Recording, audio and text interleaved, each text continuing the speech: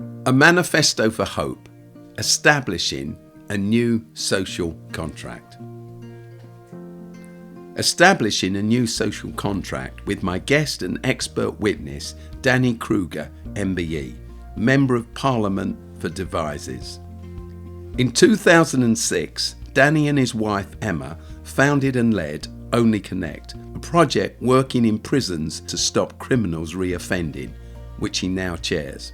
Danny was also the chief executive of the West London Zone for Children and Young People, coordinating the work of schools, councils and charities with young people at risk. I met Danny in his office in Parliament opposite Big Ben, a wonderful view of this enormous tower and clock. But halfway through our interview, what's known as the division bell went off. That's a bell that rings through all the offices of parliamentarians, MPs. It rings and rings and rings and calls them in for a vote. Danny had to head off for 4 votes.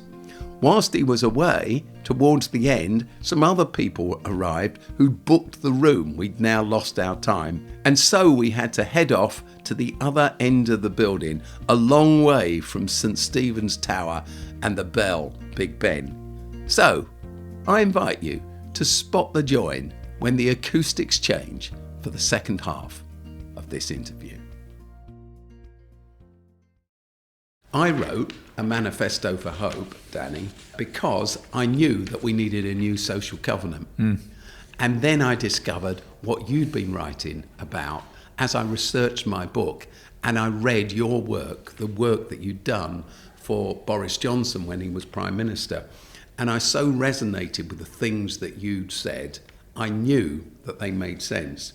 I believe that if we're going to build and fund an integrated holistic system of care for children, young people and their families, one which is really aligned and attuned to the real needs of those it seeks to serve, we've got to reimagine how society works and we've got to involve those people. You know that phrase, it takes a village to raise a child, which everyone endlessly repeats. And then we do the opposite. We leave the village out of our planning. We hand it over to professionals who are remote from the situation. Government does policy and it does funding, but a lot of the time it's not doing delivery. And because it's not in communities doing the delivery, it doesn't actually ask the people who live there what they need and want. And so I came up with this new social covenant, which I'd framed as part of my book. When I spoke to the publishers at the beginning, I said, I'm going to write this book with these principles in, and I'm going to put it into some kind of social covenant at the end, things we can actually do. And then I read yours. Well, why didn't I bother? It's kind of like, so it's just great to talk to you. Thanks, really Steve. Thank you. It really is. And I want to ask you, what's at stake here? What's at stake if we don't create a new way of working together, if we don't reimagine, if we don't include the voluntary sector? So I don't want to criticise anybody who's working in the current system because I think they're doing a heroic job against really difficult odds, but they are working in a system that fundamentally doesn't work for the public and for the professionals in it. So you ask what's at stake. Well, the status quo is bad enough. I mean, we have so many children growing up in poverty and in emotional poverty, in homes which are unstable, with an experience of dysfunctional relationships around them. We have so many children and young people developing mental health problems, drifting into low-level criminality or into a life of dependence, and whether on welfare or on substances. We have a very sad social reality at the moment. And unless we fix the system, and by the system I don't mean the machine, I mean the ecology of our society, which includes all of us and our relationships as much as it includes the statutory services. And I agree with you, the answer is to create statutory services that reflect the relational reality of how we live. Unless we get this right, we're going to see a ever steeper decline of the quality of life for our citizens, and ever greater despair and social dysfunction. And bluntly, it will bankrupt us as a country. I mean, Tony Blair talked about the cost of social failure 25 years ago. Those costs are even greater now. I am very concerned about the threats that the 21st century is increasingly posing to us as a country from within and without. And unless our population is stronger, fitter, by which I don't just mean physically fit, although that's a good metaphor. The physical state of us is a good indicator of our inward state, I think. Unless we are to get stronger as a society, I think we're in deep trouble. And that's not to mention the personal misery that will be caused to countless millions of people unless we improve the way we live. And I guess I feel, as I've suggested, and I think you feel this, Steve, it's about more than just improving the engineering of our public services or the way the private sector works. There is a cultural reform that's required, and we need to be able to find a language in which to have a conversation about the culture and about the expectations that we have of each other, about what it is to be human in the 21st century and what our obligations to one another are. And then I think we can help to frame the more mechanical systems that the state is responsible for around that idea of what it is to be human in these times. And you talk about taking a village. Well, we do need to restore something of the idea of the village where we are known to one another and responsible for one another. And we have enduring relationships with people who we might not be related to, but who we are nevertheless bound to. And that role of the community outside the home, but more local and more meaningful than the abstraction of the state, of the whole citizenship, I think is really important. It's the missing piece of our model. Where is the community? I just always think of a story told to me by a prison officer who'd said that he was on duty in the gatehouse at Wormwood Scrubs one day, letting the prisoners who were being released out, and a foreign national prisoner was released out into the street outside Wormwood Scrubs, and he came back 20 minutes later, and he said to the officer, "Excuse me, where is the community?" And the officer said, "What do you mean, where is the community?" And he said, "I was told I was being released into the community. Where is it?" And it's a very challenging question for us all. How do we support ex-prisoners? Anyway, so I think the role of the community is the missing piece in our whole social model. I often reflect that it's hard for statutory services and government to link to community. An illustration is that, in the life of Oasis. So Oasis is a large charity, as you know, and large charities develop their own infrastructures, don't they? We've got our own way of doing things, and it's designed to be cost efficient and effective, etc. And of course, we've got our logo, our brand, so our schools and our community projects, etc., all have our logo, this brand on. But the thing is, we're not just a large organisation. We work with local communities like this one just opposite us on the river in Waterloo. We're sat here in your offices in Westminster, but we work across there. The problem is, for an institution, is we start working with the community and we say, we're not doing things to you, let's do it all together, why don't you lead? And they start planning things like community fairs and sponsored this and sponsored that and a reading club, and they get the logo upside down, round the wrong way, wrong colours, wrong font, and then the people are now comms team and going, well, this isn't our brand, etc. And I have to keep constantly saying, but we're community. And I always think that's a metaphor for why government, statutory agencies, local and national, find it hard to work with communities, because the institutions find communities awkward. Well said. Communities find institutions awkward. So I think you and I can say this because we've done it for years. I think we've got to acknowledge that community is really difficult, and they're really messy, and they're often really hopeless. I mean, when I say they, we are really hopeless when we organise ourselves locally. And having run charities, I know how difficult it is to make anything work, and it's so much easier if you work for some big central system or government organisation or mega charity. I mean, not that you'll necessarily do a better job, in fact often you won't, but it'll look more efficient and streamlined, and the logo will be the right way up, and you can just click your fingers and pay for something to happen rather than waiting on volunteers or whatever. So a community-led social model or community-centred social model is going to be inherently more eccentric than a statutory one. But the paradox is I think it could be more efficient, cost-efficient and effective in terms of outcomes if we get it right. Explain. Well, a model in which we are responsible for each other, in which budgets are pooled across different services, in which there is genuine accountability for results in a community among people who know each other, is by definition going to work better than one organised remotely, even if the remote service is trying to deliver something standard across the country. So if we cared less about standardisation and more about actual practical outcomes on the ground, we would find ourselves trusting local professionals more, empowering people in the community more, thinking about the genuine metrics that mean that success is being achieved rather than just activity, measuring activity or inputs. And in the same way that a well-functioning free market works, by allowing people to organise themselves and to make their own relationships and take responsibility for their own actions, the effect over the board is greater outcomes for all and actually greater equality.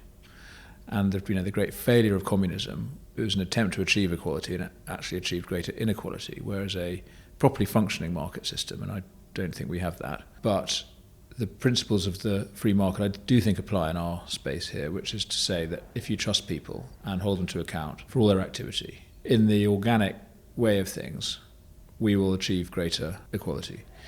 Now, that is not a case for saying that we should be giving private sector or free market agencies responsibility for the social sector, for social work of all sorts. In fact, I think we should be getting profit out of much of our public sector or much of our social sector. I think it's very problematic that we have huge private equity firms owning children's services and social care. But the principle of the way the market operates, I think, is a legitimate one and appropriate for this debate, because actually the invisible hand, Adam Smith talked about arranging things equitably and efficiently in the private sector without the need for a central state control. I think that is the paradigm that we need to look for in the social sector. So what is the role of the state? The role of the state is partly to fund, partly to regulate, partly to have a strategic responsibility for the overall shape of the system, to regulate some of the professionals. I think it's a good thing. To me, the NHS is or should be a workforce rather than a provider in its own capacity. I think we should have. I think a good thing that the doctors and the nurses are registered, trained, held to account through professional bodies which are accountable ultimately to the government. And crucially, the state should be ensuring that everybody has access to excellent quality services, whatever we're talking about.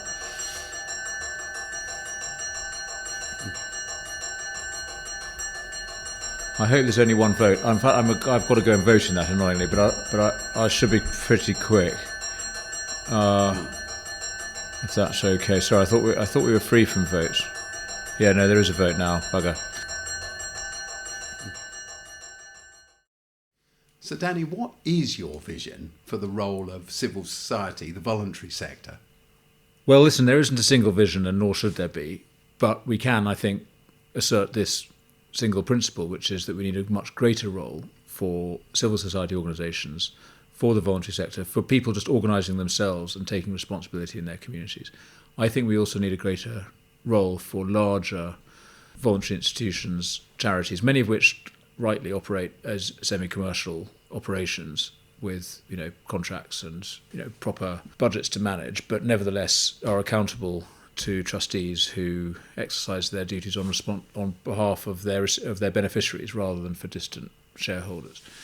So, however it's structured, the role of voluntary organisations, I think, is much too small in our society, and most of the institutions that we think of as public sector agencies began life in the voluntary sector as civil society organisations many years ago, and then they were subsequently nationalised in the 20th century to become part of the apparatus of what we now call the public sector. So I think the modernisation that we need in many ways looks a bit like a return to a time when local communities, local leaders had greater agency, more meaningful power to organise civic life and public services.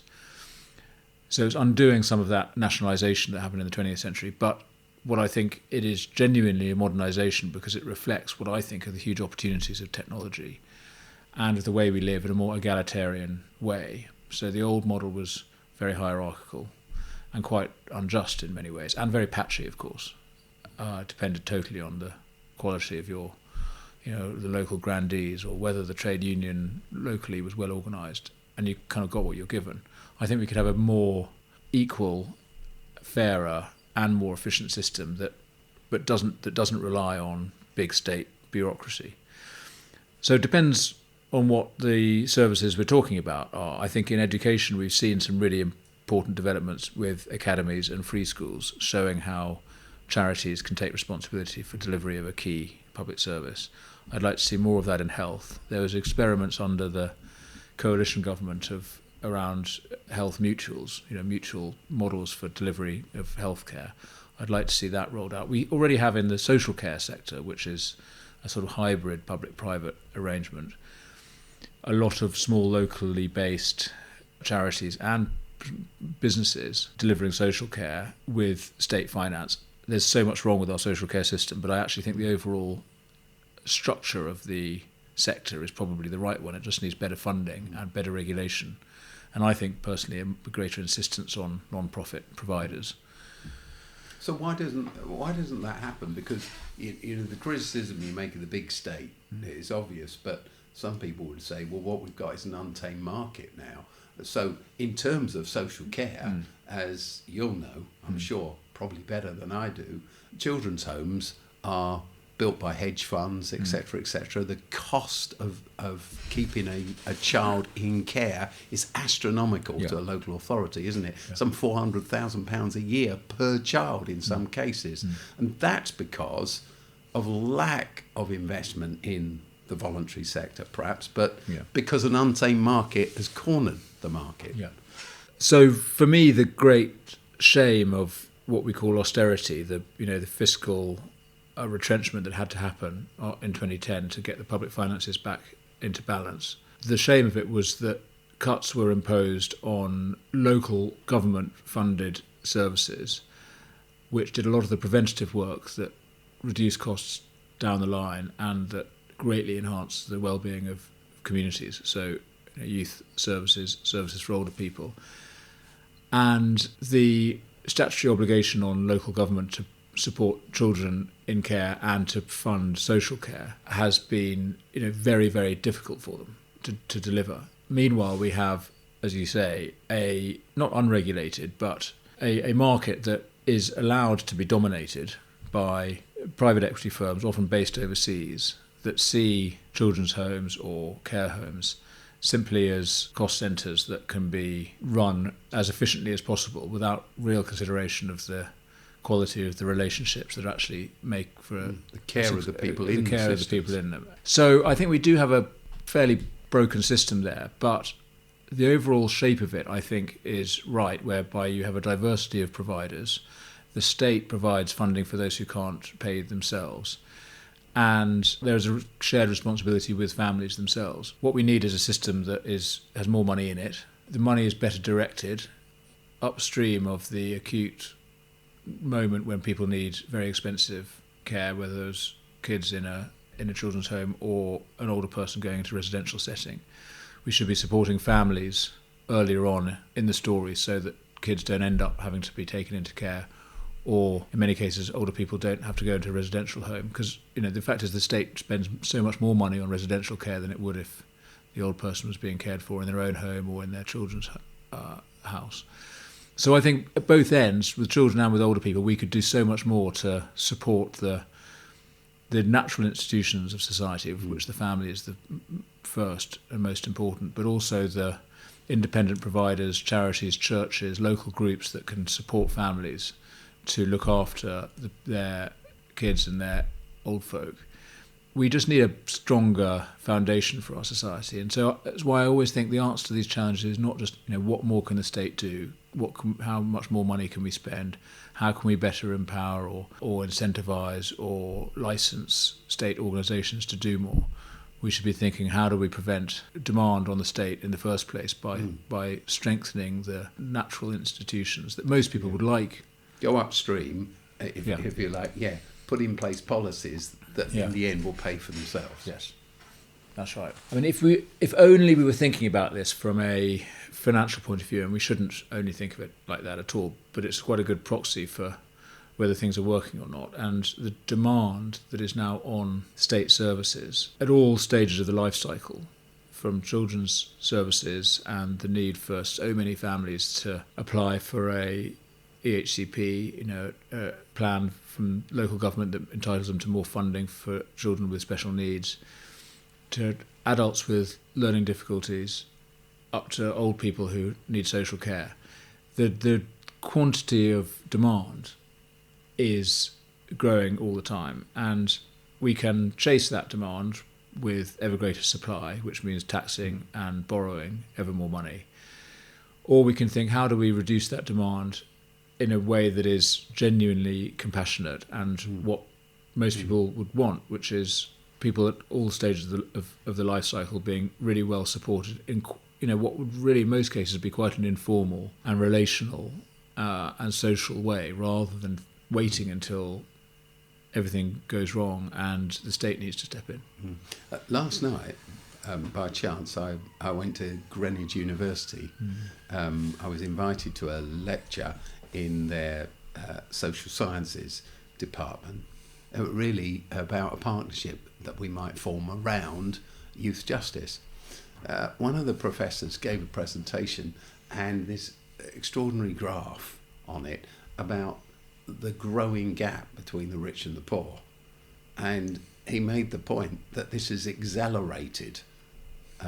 So he said the gap between the richest and the poorest in our society, big graphs to illustrate all this point, is wider now than it was back in the 19th century. So his point is, for all our talk of levelling up, we're just going backwards. It depends how you measure inequality, but yes.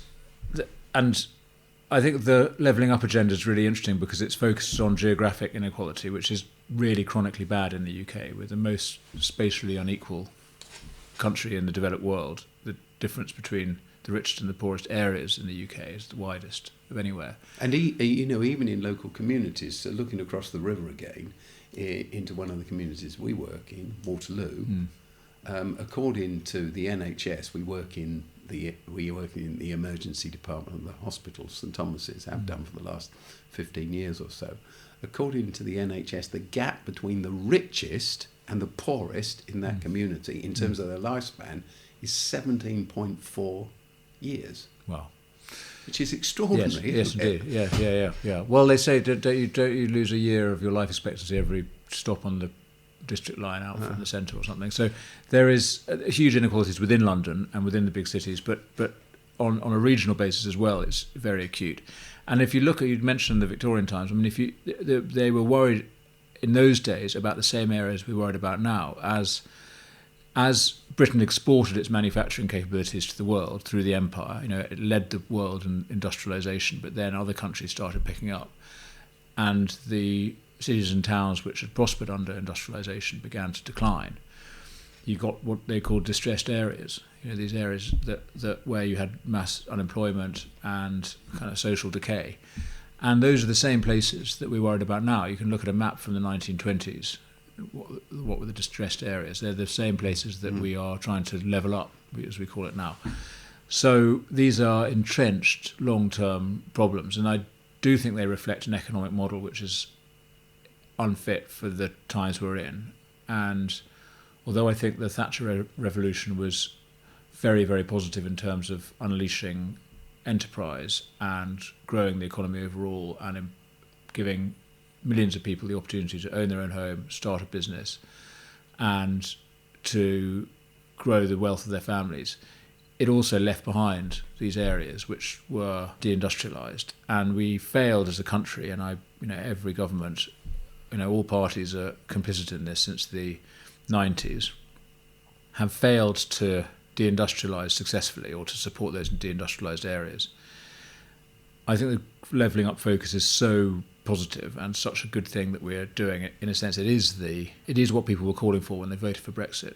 They were voting yes against the EU, and they wanted to be free from Brussels, but they also wanted to be free from London, and they wanted to have their local community to have more opportunity and more power, which comes back to our conversation about people voted to take back control. It wasn't just taking back control from the EU. They wanted to take it back from London and have meaningful agency in their local areas and to have a responsibility for improving it. Yeah, so I suppose take that control from Whitehall and even the town hall, and get involved. So this is a cheeky question, last but one cheeky question. There are many other issues at play in this year of a general election, but one of the things that's out there is that we haven't levelled up. What do you think a new Conservative government post the election needs to do to level up, and what offer should it be making to society as we approach the general election about these social issues? Well, I wrote that report that you've quoted during the pandemic, during those lockdowns, thinking how can we capture and further this amazing spirit of social solidarity, of mutual aid, of neighbourhood support, and of flexibility in the public sector and the private sector. Suddenly you had public services and businesses collaborating really successfully. And I think there was an indication there of the kind of society that we could have, where people know each other and look out for each other, and services are responsive to their neighbourhoods. So for me, the levelling up agenda has got to be about so much more than economic redistribution. Yes, it's about growth and prosperity and enterprise in areas that have traditionally just been recipients of welfare. We've got to have what's sometimes called inclusive growth. Everybody not just partaking of the benefits of national growth, but actually helping to contribute to it. But it's much more than an economic story, and the foundations of prosperity, the foundations of economic growth are social. It's strong families which create themselves young people with the skills and the aptitude and the interest in doing well for themselves. It enables family-run businesses to prosper. It enables a community to deliver growth internally. So we need strong families, and we need a strong civil society. We need the institutions of the local place to be, plural, diverse, rich, and to a greater extent self-managing. And just to look back at the Victorian era, which was the last time when there was, genuine national, prosperity spread well across the whole country, because you had these amazing centres of industry in the north and the Midlands. What was happening there was business people collaborating with local government and with the social sector, which was often the church, but also lots of civic institutions, trade unions. So civil society, the local state and the business sector all collaborating with a real sense of civic pride and ambition for their place. And these amazing towns that now show up on the national statistics as being depressed actually have amazing assets, and you can see it in the built environment because of their Victorian heritage. But they also have, I think, in these communities, often hidden, amazing local projects, charities, faith groups, community initiatives, and an even greater potential for those kind of institutions to play a role in the future. And I think with technology and with the greater stress on people taking more responsibility for themselves, not just being passive recipients of some benefactor from on high, actually having responsibility, I think we can create a society which is far more equal and fair, and one which people can have a meaningful and fruitful and a flourishing life in the town that they grew up in. And if they want to move away to university or to work, that's absolutely great. But they should be able to, Michael Gove puts it, you should have the life you want in the town you love. And that, I think, is the great mission for levelling up. But as I say, it's a social mission as much as an economic one. And one last question, because I know you've got to go. In my Manifesto for Hope, my version of a new social covenant, there are 10 principles. And the first one says this: we call on central government to establish a new social covenant that replaces the old political cycle is all that matters, short-term policy-making approach, and the financial wastage that accompanies it, with a cross-party written commitment to an agreed set of core principles to be honoured over a 20-year period in order to reimagine and rebuild our expensive but suboptimal social systems. This cross-party approach, it seems to me that none of these big issues you talk about can be fixed in the short term. They're certainly long-term challenges, and we need agreement across parliaments, which probably means across the party divide, if we're to deliver them. And that's why it's important to have politicians who agree with each other, but that will happen if the culture develops in this direction. So what we want is a national conversation in which people agree that the next iteration of our social model, going beyond the 1945 welfare state, going beyond 1990s new public management, the social model of the 2020s and 2030s needs to be one in which communities are at the core. It's not about state, it's not about markets, it's about harnessing both of those forces for the benefit of local communities, and that means empowering local people, local frontline professionals and community institutions. I'd love to work with Labour on this. I do. In fact, right after this, I've got a meeting with the Labour MP to talk about many of these topics. I think there is a emerging consensus, and you can come at it from a conservative perspective or a left-wing perspective. Even the Liberal Party has a great tradition of self-help and mutual support. So whatever party you're in, I think there's a tradition that you can draw on that should make this your social priority. But we need to wean ourselves off the idea that the answer to everything is more spending, a bigger government, more responsibility for the centre. Actually, that is not what local communities need. They need to be given power and responsibility themselves. Power to the people. That's right. Thank you, Danny. Great. Thank you very much.